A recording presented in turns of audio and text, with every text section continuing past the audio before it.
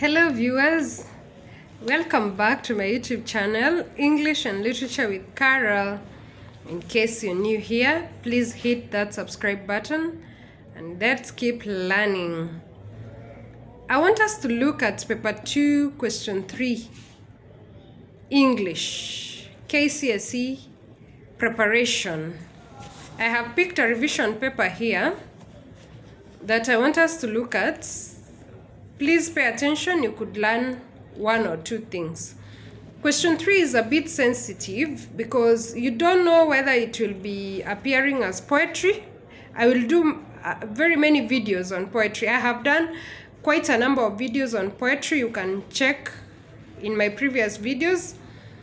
I have also done songs as one of the genres of oral literature because it is normally set here. And now I want us to look at narrative. In the oral literature, there are different types of narratives. I will approach that from the question point of view.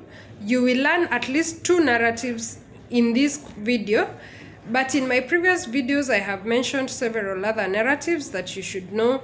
For example, when we are talking about oral literature, that is the Kenyan oral literature, it means it was spoken word, whose art mostly was a word of mouth. You didn't have like radios, maybe somewhere to write on the internet.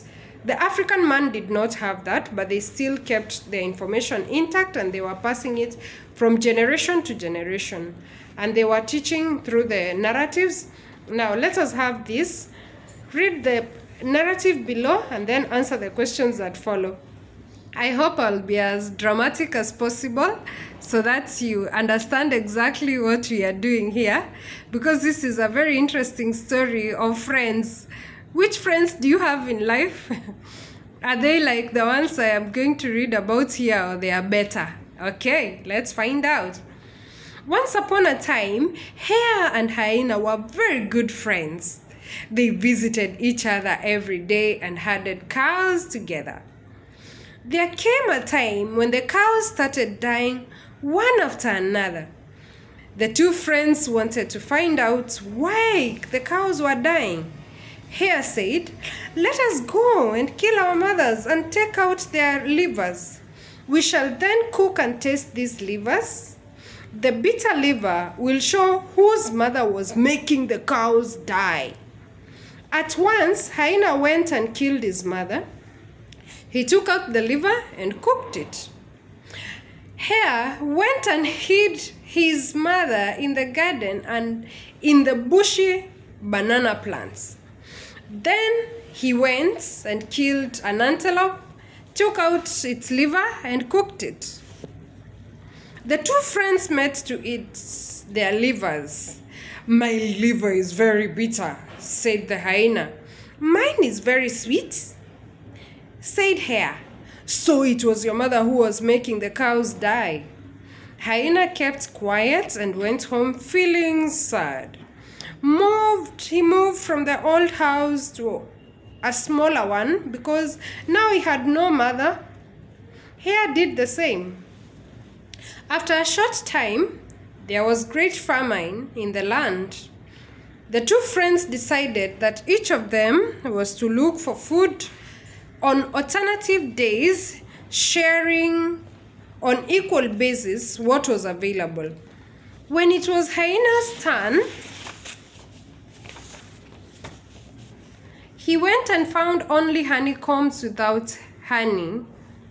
When Hyena brought this, Hare refused this because he had secretly gone to his mother who had given him some bananas. This went on for many days and Hyena grew thinner and thinner. Then he started wondering, how does my friend remain fat and he doesn't eat anything? I will find out. One day he followed Hare. Hare went to his mother as usual. "Mother, mother, I have come." And the mother dropped some bananas, which Hare ate quickly. He then looked for some honeycombs and took them to the friend. "This is all I could find, my friend," The hyena kept quiet.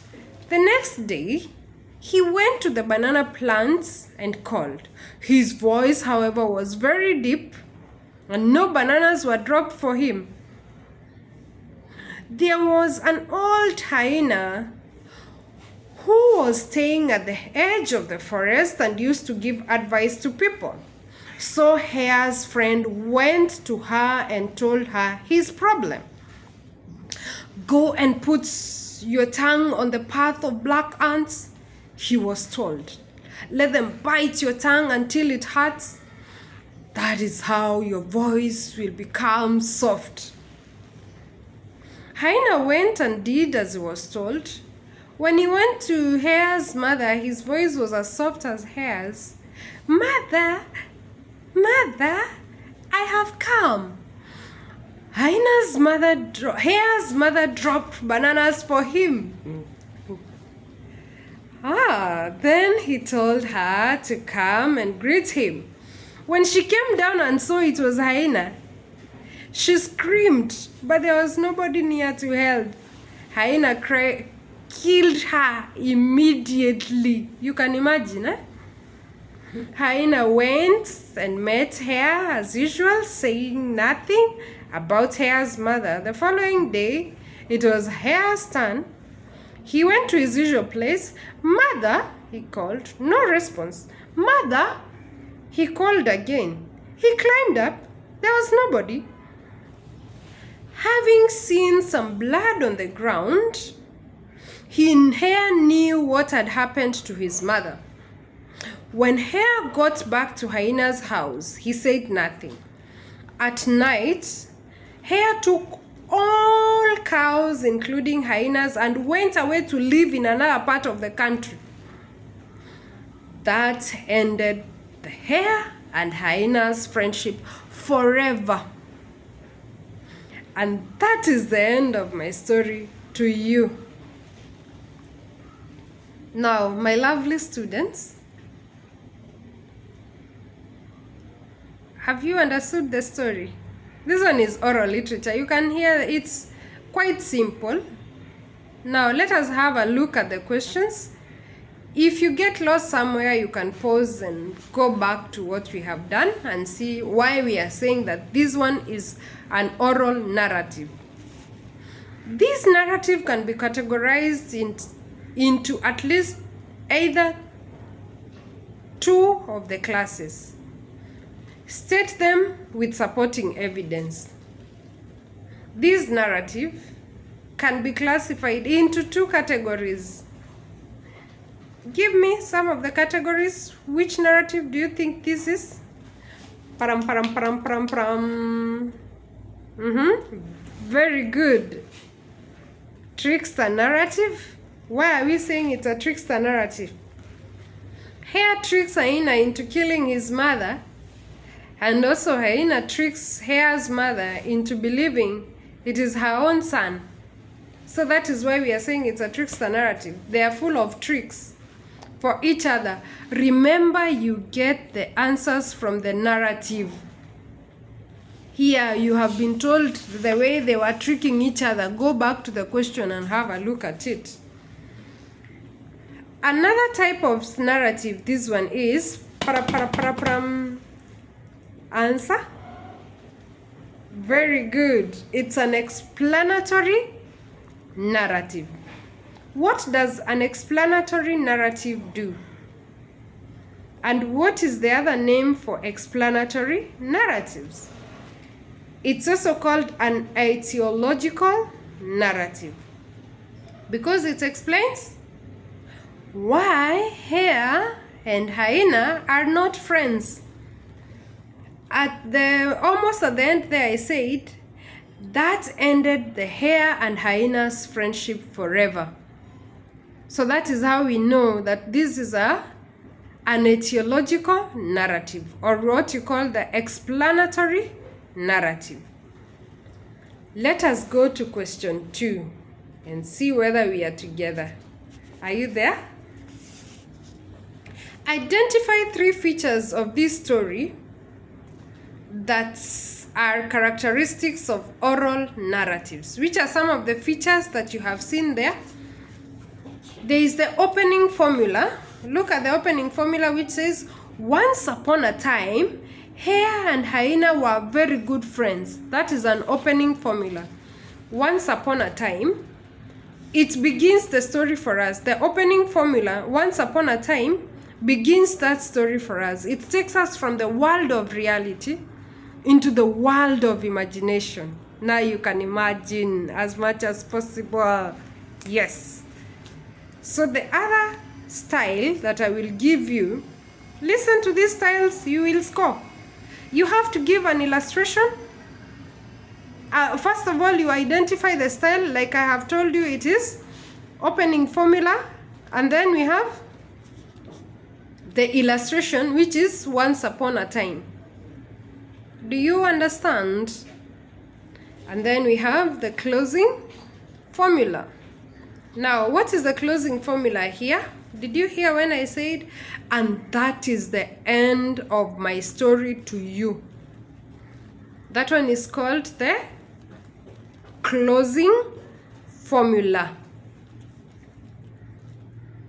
Another style that you can find here, a very easy style, is elements of timelessness. There is no particular duration of the time. It refers to no particular time in history. Once upon a time is not a particular time in history. You cannot pinpoint and say once upon a time was maybe 2 years ago, 3 years ago, 5 years ago. No, you cannot do that. Another style that you find in this narrative is dialogue, personification, hyperbole, rhetorical questions, repetition. Let me explain that to you as my student that has taken time to come to this lesson. In dialogue, there is a conversation between Hare and Hyena.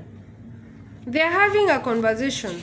Not when the hyena is talking to himself. He says, let us go and kill our mothers and take out their livers. They are having that conversation. So they are talking together there. That is dialogue. Personification. What is personification there? That Hare and Hyena are talking. They talk. They have a meeting. They go and they even have cattle. They have cows that they are herding. You can see they are talking, like they are acting like human beings. They even have a conversation. So they have that dialogue. So it's personification. Animals do not talk like human beings. That is why it's called personification. And then we have what you call hyperbole. I've heard students say hyperbole. It is hyperbole. Hyperbole, that's the black ants biting Hare's tongue into softness. That one is exaggeration, the use of exaggeration. And you also have what you call the rhetorical questions. Rhetorical questions are questions that do not require an answer. Where Hyena says, how does my friend remain fat and he doesn't eat anything? How does my friend remain fat and he doesn't eat anything? Is that possible? That is a rhetorical question because we didn't get an answer, just to probe us. Another style there is a feature of style or a characteristic that is in a narrative here is repetition. Repetition is there.